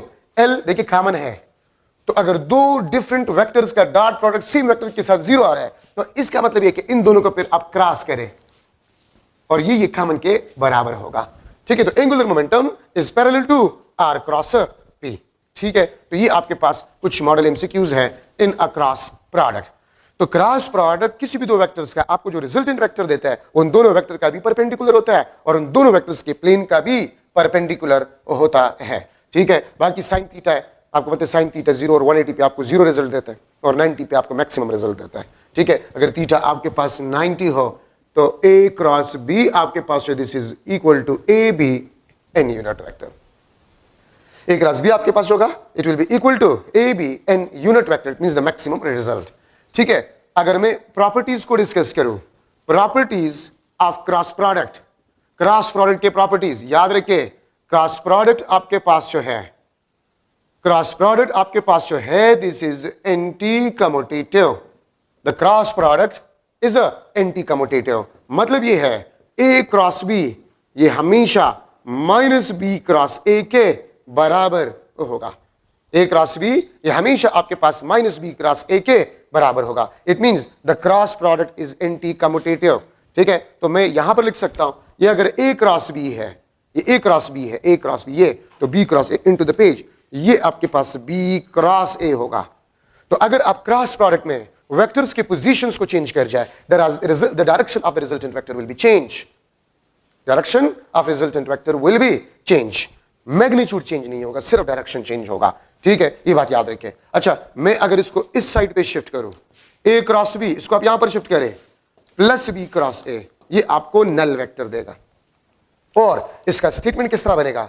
The sum of cross product of A and B to the cross product of B and A is equal to a null vector or zero vector. The sum of cross product of A and B to the cross product of B and A is equal to a null vector. बस इस statement पे समझने की कोशिश करें, ज्यादातर student statement को नहीं समझते। The sum of cross product of A and B to the cross product of B and A is equal to a null vector. ठीक है, मैं अगर इसका मैग्नीट्यूड ले लूं, ठीक है, the magnitude of sum of cross product of A and B to the cross product of B and A, this is equal to 0। ठीक है, ये आपके पास 0 के बराबर होगा। और अगर मैं इस तरह लिख लूं the sum of magnitude of cross product of A and B to the cross product of B and A, this will be not equal to 0, ये 0 से ज्यादा आपके पास होगा। ठीक है, और अगर मैं आपसे पूछूं कि A क्रॉस B कब प्लस B क्रॉस A के बराबर होगा, मैं अगर आपसे ये पूछूं A क्रॉस B कब आपके पास प्लस B क्रॉस A के बराबर होगा, तो देखिए if theta is equal to 0 or theta is equal to 180, if the vectors are parallel or anti-parallel, then A cross B will be equal to B cross A, or A is equal to 0 or B is equal to 0 or both A is equal to 0 and B is equal to 0। अगर सिर्फ A 0 हो या सिर्फ B 0 हो, ठीक है, या A और B दोनों आपके पास 0 हो, तो फिर A क्रॉस B वो प्लस B क्रॉस A के बराबर होगा। ठीक है, अगर A और B भी नॉन जीरो हो और वेक्टर्स पैरेलल और एंटी पैरेलल भी ना हो, तो फिर A क्रॉस B कभी B plus B cross A के बराबर नहीं होगा, बल्कि A cross B minus B cross A के बराबर आपके पास होगा। ठीक है, तो ये बात याद रखें। These are the important discussion in the start of the cross product. ठीक है, ऑफ टू वेक्टर्स। सेकंड में ले रहा हूं, सेकंड पॉइंट में ले रहा हूं the cross product of vector with itself, this is equal to a null vector or zero vector।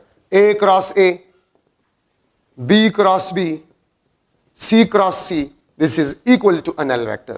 ये आपके पास null vector के बराबर होगा। So the cross product of a vector with itself will be always equal to a null vector। Third आपके पास जो है the cross product for unit vectors, the cross product for unit vectors, the cross product of a unit vector with itself, this will be always equal to a null vector, हमेशा आपके पास null vector के बराबर होगा. The cross product of a vector with a negative unit vector, this will be also equal to a null vector. और देखिए अगर आप cross product दो वेक्टर्स का ले रहे हैं, ये आपके पास i जो कि x, ये आपके पास j जो कि y, ये आपके पास k जो कि z एक्सिस है. अगर आप एंटी क्लॉकवाइज में जा रहे हैं, एंटी क्लॉकवाइज में i क्रॉस j, तो ये आपको मैंने आपको पहले बताया था i क्रॉस j का मतलब क्या होगा, एक्स वाई प्लेन.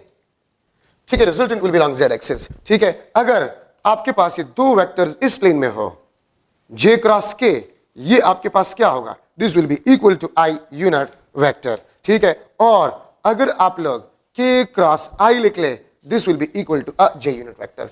तो एंटी क्लॉकवाइज में क्रॉस प्रोडक्ट आपको पॉजिटिव रिजल्ट देता है. ठीक है, और अगर आप इसको उल्टा करें like this, j cross i clockwise ये माइनस k के बराबर होगा. ठीक है, k क्रॉस j ये आपके पास माइनस i यूनिट वेक्टर के बराबर होगा.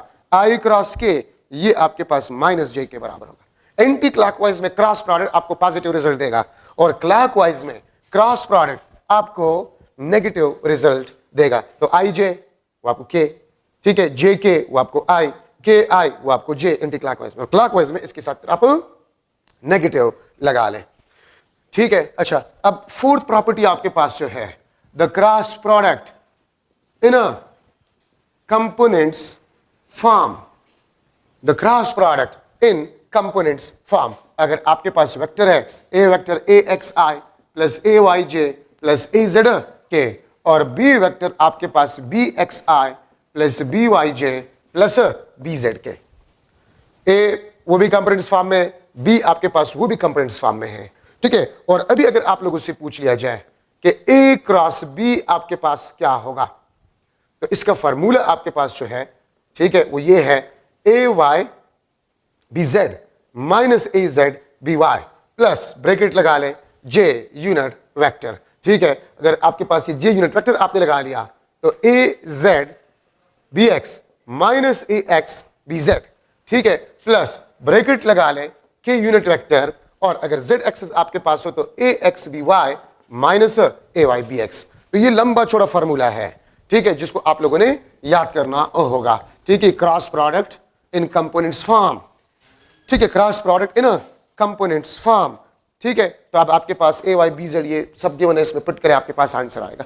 ठीक है, अच्छा अब ये लंबा चौड़ा फार्मूला है, इसको आप याद किस तरह करेंगे. अगर आपके ज़हन में ये आ रहा है कि इसको हम याद किस तरह करेंगे, तो इसका बहुत आसान तरीका है. एक्स वाई जेड दो दफा लिख लें. ए क्रॉस बी, क्रॉस प्रोडक्ट में पहला वेक्टर कौन सा है, ए है. अगर मैंने आई यूनिट वेक्टर लिख लिया तो एक्स का डायरेक्शन है ये एक्स, तो प्रोडक्ट वाई जेड का होगा. प्रोडक्ट आपके पास क्या होगा, वाई जेड का. तो ए का वाई बी का जेड. ठीक है, ए का वाई, क्योंकि क्रॉस प्रोडक्ट में पहले वेक्टर ए है, ए का वाई बी का जेड. अब माइनस लगा लें, अब उल्टा A Z B Y plus bracket लगा लें. ठीक है, J unit vector, J Y axis को रिप्रेजेंट कर रहे हैं, वाई खत्म. तो आपके पास प्रोडक्ट जेड एक्स, तो ए क्रॉस प्रोडक्ट में पहले तो ए का जेड, ठीक है, बी का आपके पास क्या होगा, एक्स माइनस ए एक्स माइनस ए एक्स बी जेड पे उल्टा करके आप आ जाए. ठीक है, प्लस ब्रैकेट लगा लें के यूनिट वेक्टर. अब के ये आपके पास जेड एक्सिस. ठीक है, तो ये आपके पास एक्स वाई, तो ए का एक्स बी का वाई माइनस, अब वाई से उल्टा एक्स की तरफ जाए, ए वाई बी एक्स के यूनिट वेक्टर. तो आपके पास क्रॉस प्रोडक्ट का फार्मूला आपके पास आ गया. ठीक है, लंबा चौड़ा फार्मूला है और इसी को आपने इस तरीके से याद करना होगा. ठीक है, अच्छा अब अगर मैं, ये तो आपके पास vector in cross product in vector form in components form आपके पास बन गया. अगर मैं लिख लो R is equal to 2I प्लस 3J मीटर, और फोर्स आपके पास जो है 3I माइनस J न्यूटन. अगर मैं आपसे पूछूं what will be the torque, torque आपके पास है वो क्या होगा. ठीक है, तो मैं लिख लेता हूं 6i minus 3j Newton metre. ठीक है, 5i minus 2j Newton metre. ठीक है,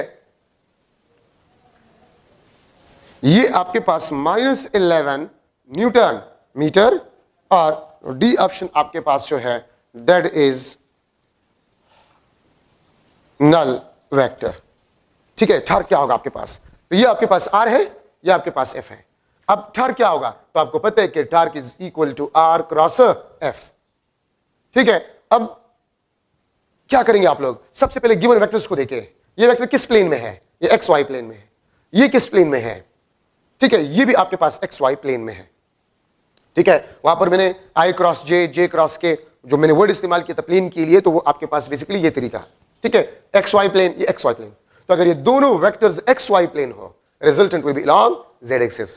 रिजल्टेंट आपके पास अलोंग जेड एक्सिस होगा।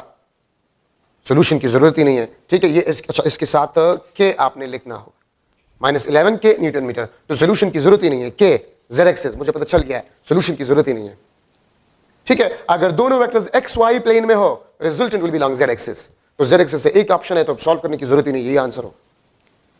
ठीक है, अगर आपने सॉल्यूशन करना है तो एक्स वाई प्लेन है, रिजल्टेंट जेड एक्सिस, तो सिर्फ आपने इसको, इस पार्ट को उठाना होगा, ए एक्स बी वाई माइनस ए वाई बी एक्स। ठीक है, इसको आप लोगों ने उठाना होगा, तो आपके पास आंसर। ये मैं फिर रिपीट कर रहा हूं। ठीक है, अगर दो वेक्टर्स एक्स वाई प्लेन में हो, एक्स वाई प्लेन में, तो रिजल्टेंट जेड एक्सिस। तो जेड एक्सिस में अगर एक ऑप्शन है तो सॉल्यूशन की जरूरत ही नहीं है। अगर एक चारों ऑप्शन जेड एक्सिस से हैं, तो फिर आपने क्या करना होगा? एक्स वाई प्लेन है, रिजल्टेंट जेड एक्सिस, तो सिर्फ ये जेड एक्सिस वाला कंपोनेंट इससे उठा ले, बाकी जीरो। ये भी जीरो आपको देगा, ये भी जीरो। इस कंपोनेंट को उठाकर फिर आप रिजल्ट को निकाल ले। ठीक है, तो ये आपके पास जो है इसका आंसर आ गया। ठीक है, अब इसका मैं अगर लिख लूं तो टार्क आपके पास होगा ब्रैकेट लगाकर के unit vector R X F Y minus R Y F X. ठीक है, तो ये आपके पास जो है जरूरी पॉइंट्स आपके पास आ गए। अच्छा, अब अगर आप लोगों से कोई पूछ ले, अगर आप लोगों से कोई पूछ ले कि A cross B, A dot B के बराबर कब होगा? कभी नहीं, क्योंकि क्रॉस प्रोडक्ट आपको वेक्टर देते हैं, डॉट प्रोडक्ट आपको स्केलर देता है। तो क्रॉस प्रोडक्ट कभी भी डॉट प्रोडक्ट के बराबर नहीं हो सकता। हां, magnitude of cross product of two vectors वो डॉट प्रोडक्ट के बराबर हो सकता है, और वो आपके पास कब होगा? अगर थीटा आपके पास 45 डिग्री हो। अगर थीटा आपके पास क्या हो? 45 डिग्री हो, तो फिर मैग्नीट्यूड ऑफ क्रॉस प्रोडक्ट और डॉट प्रोडक्ट बराबर हो सकता है। ठीक है, अच्छा, ए क्रॉस बी का magnitude divide by A dot B, the ratio of magnitude of the cross product of two vectors a and b to the dot product of two vectors a and b, this is equal to tangent theta। ठीक है, और theta आपके पास क्या होगा? tan inverse a cross b magnitude divide bye a dot b। ठीक है, ये आपको क्या देगा? ये आपको देगा the angle between two vectors. ये आपको दो वेक्टर्स के एंगल्स के बारे में बताएगा। तो अगर आपको magnitude of cross product given हो और dot product of two vectors given हो, और आपसे पूछ लिया जाए what will be the angle between the two vectors, तो इससे आप एंगल बिटवीन टू वेक्टर्स को मालूम कर सकते हैं। अगर मैं लिख लूं A cross B magnitude is equal to 10 under the root of 3 and A dot B आपके पास जो है this is equal to 10, theta is equal to dash between A and B. A option आपके पास जो है वो आ गया 30 degree, B option 60 degree, C option 120 degree, और डी ऑप्शन आपके पास जो है 45 डिग्री। तो आपके पास आंसर 60 डिग्री आएगा। अगर उस फार्मूले में आप लोग इसको पुट करें तो आपके पास वो रिजल्ट आएगा। अगर मैं एक एमसीक्यू बना लूं कि I dot J cross K this will be equal to dash, A option आपके पास आई, बी ऑप्शन आपके पास 1, सी ऑप्शन आपके पास नल वेक्टर, डी ऑप्शन आपके पास 0। तो आप ये देखें जे क्रॉस के ये आपको आई देगा, ये आपको क्या देगा? आई देगा। तो अगर ये आपको आई देगा तो I dot I is equal to 1, this is the answer.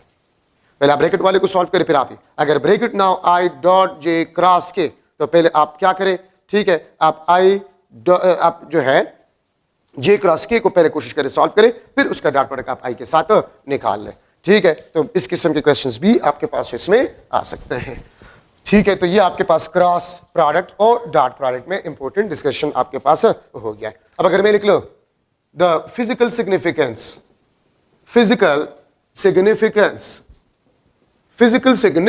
Of cross product, physical significance of cross product. तो याद रखिए मैग्नीट्यूड ऑफ क्रॉस प्रोडक्ट जो कि ए बी साइन थीटा के बराबर है, ये आपको एरिया ऑफ पैरेललोग्राम देगा। ये आपको क्या देगा? एरिया ऑफ अ पैरेललोग्राम देगा। ठीक है, अब इसको मैं लिख सकता हूं, अगर मैं लिख लूं A is not equal to B and theta is not equal to 90, अगर ए और बी बराबर ना हो और थीटा 90 ना हो, तो फिर ए क्रॉस बी का जो मैग्नीट्यूड आपके पास जो है ये आपको एरिया ऑफ पैरेललोग्राम देगा, जिसे हम पहले पढ़ चुके हैं। ठीक है, if A is not equal to B, theta is equal to 90, तो फिर ए क्रॉस बी का जो मैग्नीट्यूड होगा वो आपको एरिया ऑफ रेक्टेंगल देगा, आपको एरिया ऑफ रेक्टेंगल देगा। If A is equal to B and theta is equal to 90, तो फिर ए क्रॉस बी का मैग्नीट्यूड वो आपको एरिया ऑफ स्क्वायर देगा। तो मैं अगर जनरली लिखना चाहता हूं, जनरली, तो ए क्रॉस बी का जो मैग्नीट्यूड होगा ये आपको एनी प्लेन एरिया देगा, ये आपको एनी प्लेन एरिया देगा। और देखिए क्रॉस प्रोडक्ट में अगर एक चीज आप देखें, ठीक है, यहां पर फिजिकल सिग्निफिकेंस में अगर आप एक चीज देखें तो वेक्टर एरिया का डिफिनीशन क्रॉस प्रोडक्ट से आया है। If the area is flat it is considered to be vector, if the area is flat it is considered to be vector. और आपके बुक में एक चीज लिखा गया है कि if the area traverse is anti clockwise, मतलब अगर मैं ये लू ए, ये आपके पास बी है and this is the angle between the two vectors. अगर ए क्रॉस बी हो, आप मेरे फिंगर्स को देखें, anti clockwise. If the area ट्रेवर्स का मतलब होता है enclosed, is anti clockwise, area का जो नॉर्मल यूनिट वेक्टर होगा वो आउटवर्ड होगा। ठीक है, तो area is equal to plus A N, ये कहां से आ गया? ये ए क्रॉस बी से। The area traverse is anticlockwise. ठीक है, और अगर मैं लिख लूं एरिया आपके पास ये माइनस ए एन के बराबर होगा, नेगेटिव, कब? B cross A. If the area B cross A को आप देखिए बी क्रॉस ए, तो एरिया ट्रेवर्स इज क्लॉकवाइज। आप मेरे फिंगर्स को देखिए, clockwise, normal unit vector is into the page, the area is considered to be negative. Area आपके पास होगा वो क्या होगा? नेगेटिव होगा। तो ये फिजिकल सिग्निफिकेंस है। ठीक है, थैंक यू सो मच।